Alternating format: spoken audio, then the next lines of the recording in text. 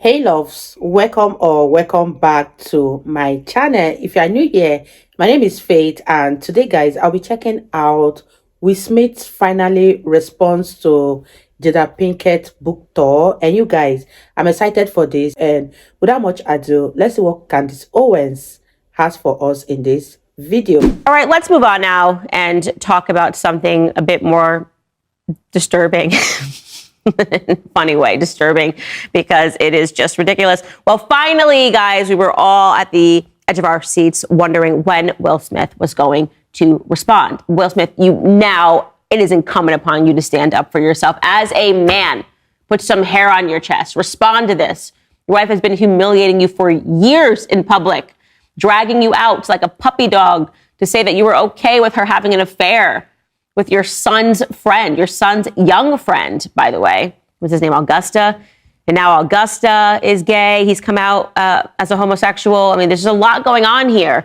And we expect you, Will Smith, to say something, Make us respect you again. You're Hancock. You played Ali, right? We believed in these characters, Will Smith. We believed that after an apocalypse, you would be able to rescue the world. We believed every character that you played were going to need you to say something for yourself. And finally, ladies and gentlemen, I'm happy to report he has.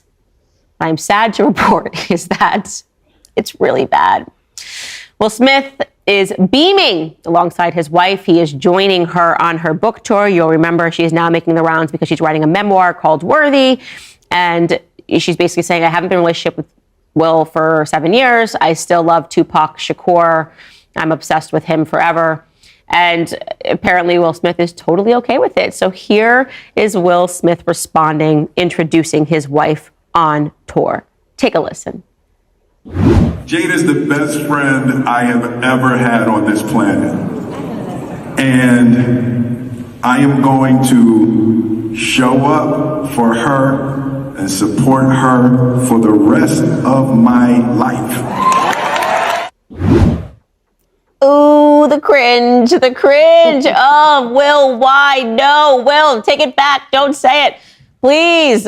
No, I can't even open my eyes. That's the kind of stuff that you would just have to replay in Guantanamo Bay over and over again as you torture a prisoner. Just look at this man being emasculated.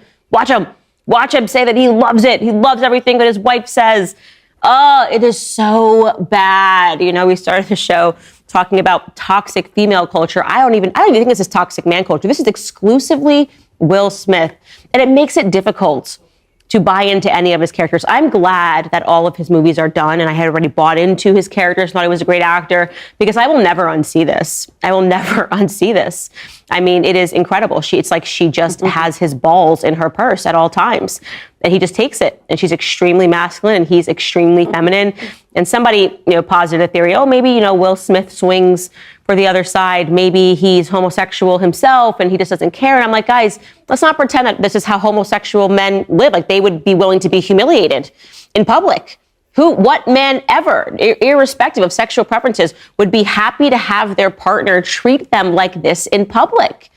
It's sad. It's really sad to see this. And what is disturbing is the fact that there has been an appropriate public response to this. People saying that this is not right. Even people that have wild and progressive ideas about what a marriage should be are saying, I don't want to see this anymore. This makes me uncomfortable. It should make you uncomfortable.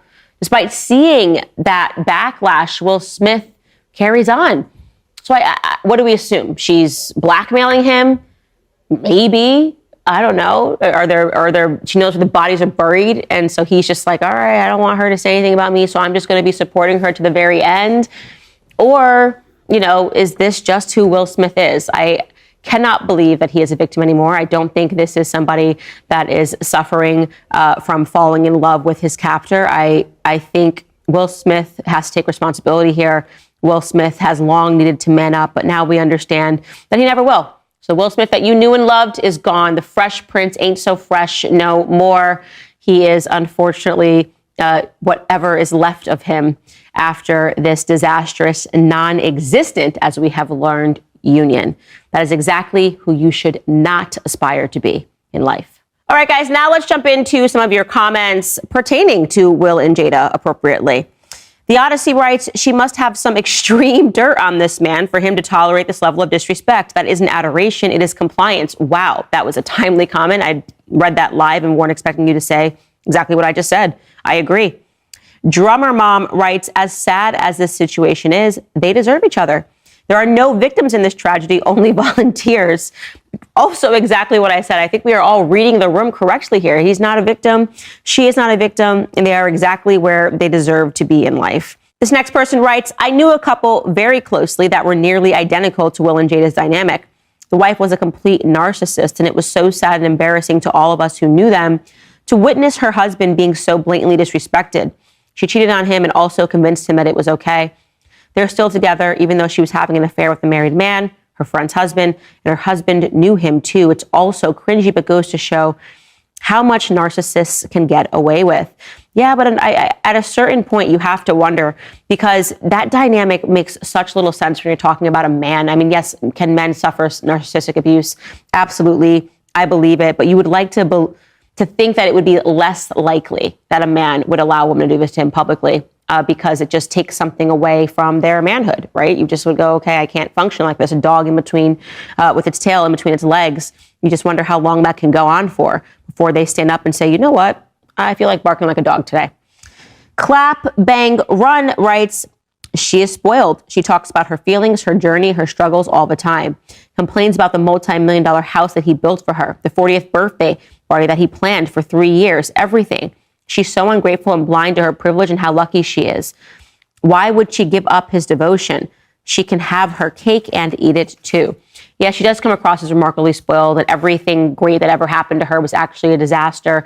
And at the end of the day, I don't even think it's just that she's spoiled. I just think that she genuinely never liked him. Like, Will was really never her type. And like I said, Jada Pinkett Smith, she is for the streets.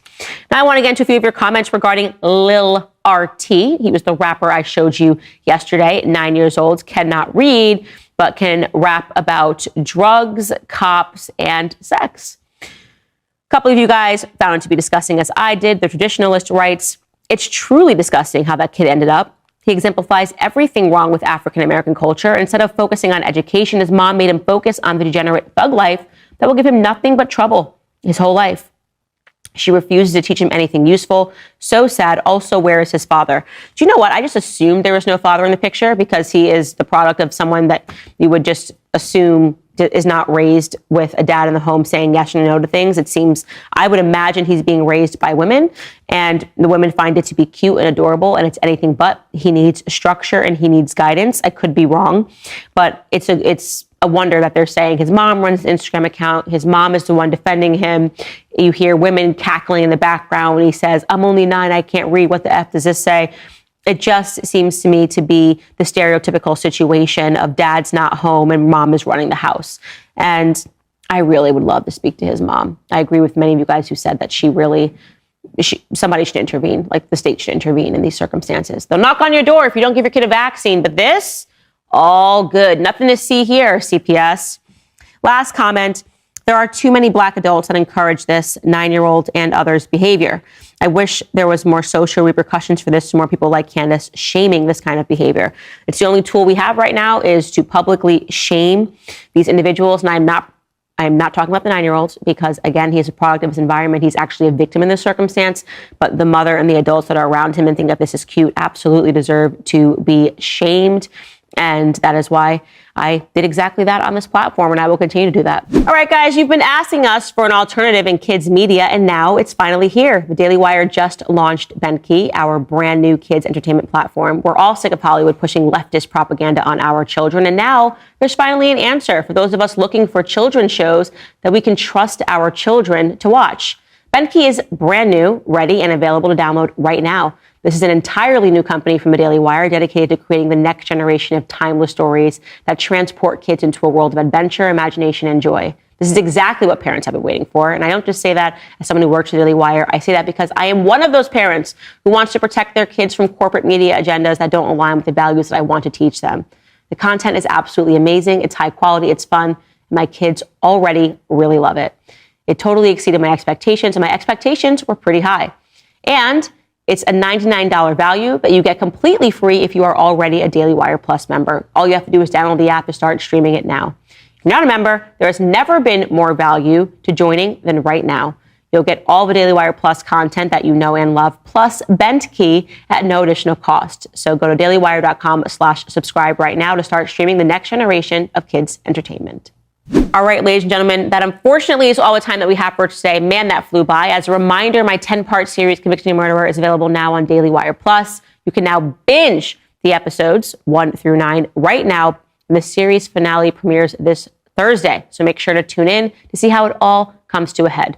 We'll see you guys tomorrow for a brand new episode. Wow, you guys, that was such an interesting one from Candace Owens. And one thing I just have to add here is, if Will Smith says Jada is his best friend for life, who are we to stand against it? And if he decides to stand by her all through his lifetime, who are we to say he shouldn't stand by her? They both deserve each other at this point, and I don't know what else to say, but let me leave it for you guys to drop your comments in the comment section. What do you think about this whole Will Smith and Jada Pinkett saga that has been going on? Leave your thoughts in the comment section, and I'll see you guys in my next video.